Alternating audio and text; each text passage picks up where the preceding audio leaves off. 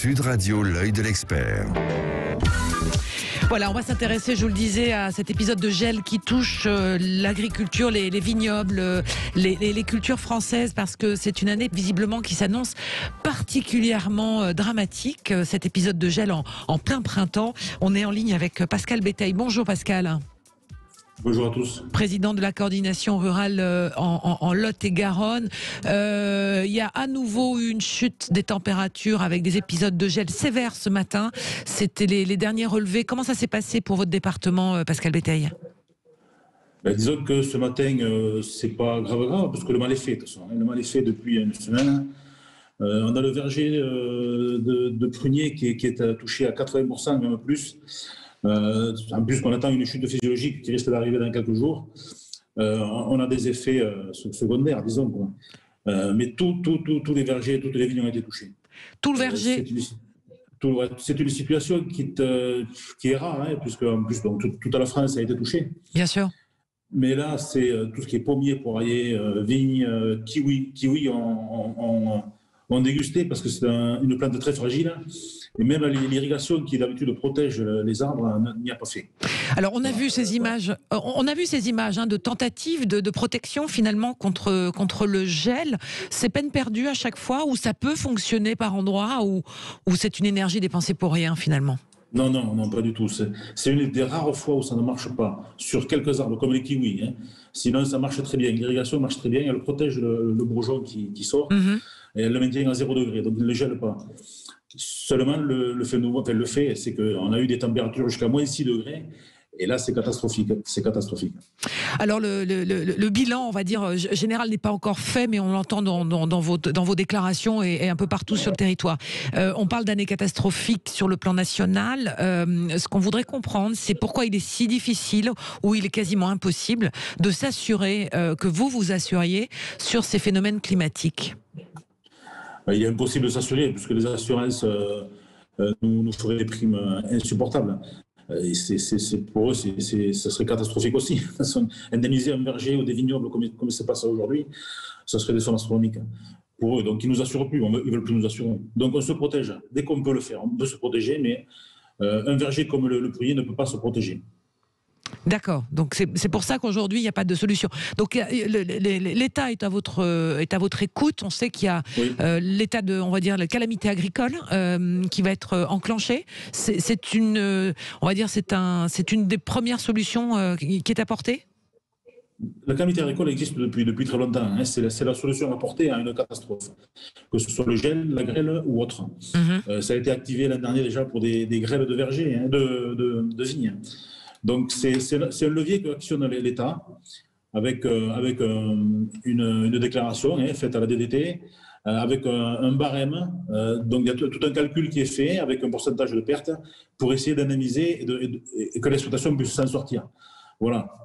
Mais c'est un levier que l'État actionne souvent. Hein. D'accord, très bien. Est-ce qu'il y a d'autres solutions pour vous aider parce que quand vous dites tout est perdu, c'est perdu.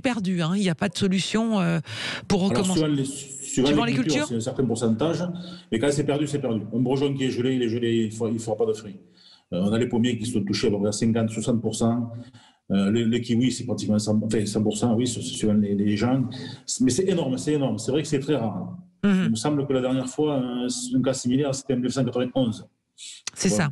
Ce que vous dites aussi, c'est que ça touche tout le territoire. Des fois, c'est localisé, c'est ça. Là, c'est tout le territoire. Hein. Je pense que, en ce qui concerne les fruits et légumes, autant le Roussillon que la Drôme est très touché aussi. Quoi, hein. Que ce soit les abricots, les cerisiers du Sud-Est vont être touchés aussi. Quoi, hein. Oui. Aujourd'hui, donc, on va dire, le gouvernement est à votre chevet en dehors de déclarations de calamité agricole. Qu'est-ce qu'on peut faire ? Qu'est-ce qu'ils peuvent faire ? Ils vont actionner le levier des calamités agricoles.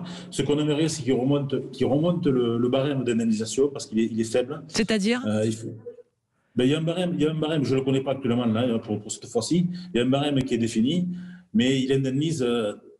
On aimerait qu'il soit plus haut pour qu'on soit davantage indemnisé. Il faut quand même voir que c'est quand même le fruit et légumes est important dans notre pays. il faut savoir qu'on a perdu l'autonomie alimentaire en France. Et il serait important quand même que l'État prenne conscience qu'il faut qu'on peut produire encore plus pour reprendre notre autonomie alimentaire, surtout en fruits et légumes. Quelles conséquences pour nous consommateurs, Pascal Béteille? Alors, conséquence, c'est qu'il va manquer de fruits français sur les étalages. Voilà le problème. Donc, mais on sait aussi qu'en Espagne, ils ont eu des problèmes de froid. Ça risque de poser des problèmes d'approvisionnement et bien sûr peut-être un prix qui risque de s'envoler. Vous l'attribuez à quoi, cet épisode de gel hors du commun et dans une période où, on sait que les sangs de glace, dans ces périodes-là, il peut y avoir des épisodes de gel, mais vous l'attribuez à quoi? Je ne peux pas vous dire. Je vous dis, la dernière fois que c'est arrivé, c'était en 1991. Donc, si on veut le mettre sur le dos du réchauffement climatique, j'en sais rien. Ce sont des facteurs, des choses qui arrivent, comme les inondations qu'on a eues cet hiver, en Lot-et-Garonne aussi, Marmande. Oui. Ça arrive. La dernière fois qu'il y a eu une grosse inondation comme ça, c'était en 81, donc ça arrive. Ça arrive et le moral, mais là les années s'enchaînent et malheureusement sont compliquées dans le monde agricole. Le moral, ça va, vous serrez les coudes. On a fait attention un peu plus à vous avec ces épisodes de Covid, d'étals fermés, de marchés, enfin de production locale qui finalement avaient du mal à s'écouler. Et finalement les consommateurs sont revenus vous voir. Comment ça va le moral ? Oui, c'est vrai, il y a davantage de consommation locale. Il y a une demande sur le circuit court. Et là, ça vient tout. Ouais.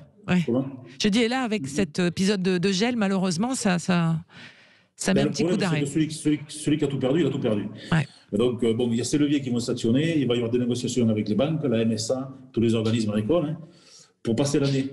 Il faut que ces gens-là passent l'année, quoi. Donc, voilà. Mais il faudra que l'État actionne ce levier, qui est très important.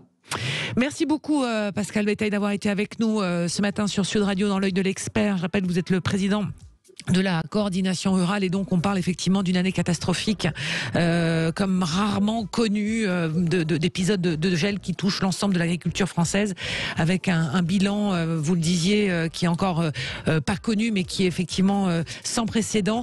On y reviendra dans les différents rendez-vous d'information sur Sud Radio. Évidemment, on suit ce dossier-là avec le régime de catastrophe de calamité agricole qui a été ouvert.